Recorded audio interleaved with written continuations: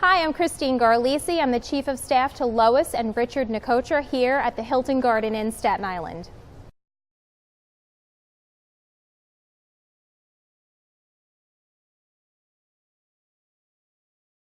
My favorite class was anything that involved writing, and then later on when I grew a little older in college, anything that involved speaking. So I really love the idea that communicating can change a project or change a work environment. So I love anything involving communication. So I would say English if you're talking about high school, and then as I went into college, any communication class that I took. The most difficult class I took, hands down, was quantitative analysis for my master's program. And I was very lucky to have a group of classmates who were very good mentors in that area. But it was difficult because facts and figures aren't a creative area, they're straightforward. And it was my most difficult class, but also one that I've actually used later in life. So I'm glad that I did well in the class and worked hard for that grade. I attended St. John's University for my undergraduate degree. I got a degree in speech and communication, and for my master's degree, I went to St. John's but on the Queens campus, and I got a master's degree in government and politics and public administration. The best part about my job is that I am empowered to make people happy. So welcoming people to the Hilton, whether it's high school students celebrating their prom, or people starting their life together at their wedding, or celebrating a 50th anniversary. If there's any extra thing we can do here, we do it for the client and the guests to make them have a wonderful experience. And I think that that is a gift that I am pretty much told to do good things. And also I am so proud to work with the Nicotra Foundation. We give money to Staten Island nonprofits, and that includes schools. So I get to go out and tell the Staten Island community how our organization is trying to eat good and do good through our Commons Cafe, where we give 100% of the profits to charity.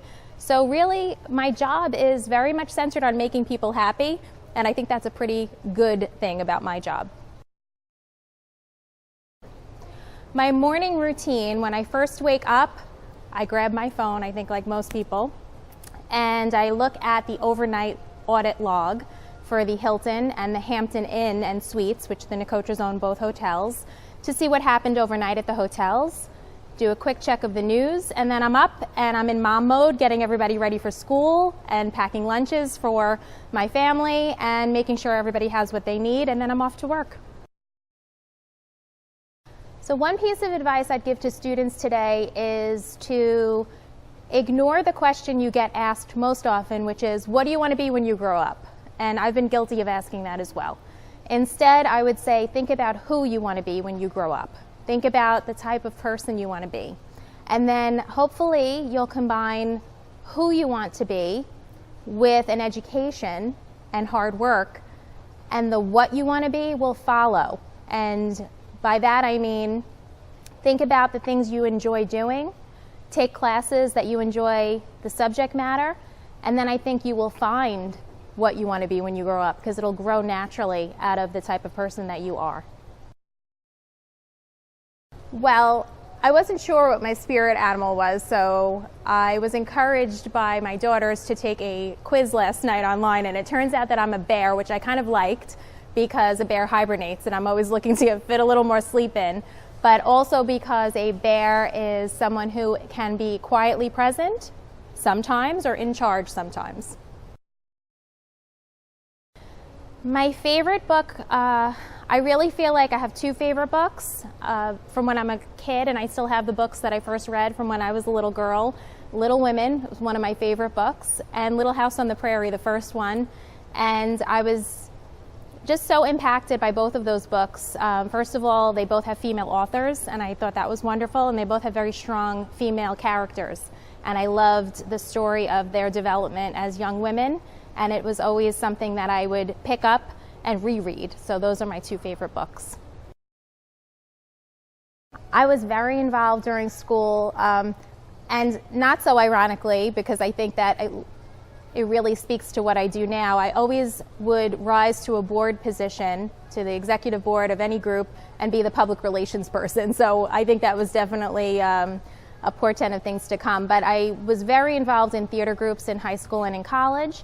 And I also was very involved in an orientation group that was at my college, and became a coordinator later in my college career, so that I helped run the orientation program. And I loved welcoming new students and telling them about the school, and hopefully easing their transition into college life. Well, my family, of course. I love books. I love to read.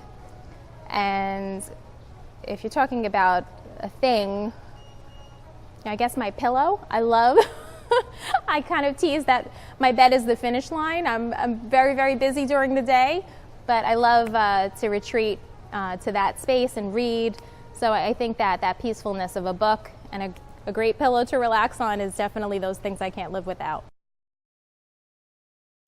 My biggest pet peeve is, I guess, lack of enthusiasm, because I really think that if you're in a situation, you should put your best efforts forward, and sometimes that's hard to do, and I understand that, and life can get in the way, especially on your way to class. Sometimes you might feel exhausted by something, or stressed, or there might be a social situation that's distracting you. But I think if you can find a way to be focused and enthusiastic about your classwork or about your job, that will help you find the good in every day, and you'll feel productive and you'll feel good about yourself. But I think if you're doing something, you should do it enthusiastically, or not do it at all. Oh, the show that I'm always currently binge watching, always, is The West Wing. I love that show. I've watched it so many times I could probably repeat dialogue. So Netflix, I'm right there with you. Most weeknights while I'm doing things around my house, I have The West Wing on. I think what I like about it is just the stories it tells every episode. And of course, I always can find a Law and Order episode somewhere. I feel like that's on every station, so I'm always watching Law and Order. But those two shows I really enjoy.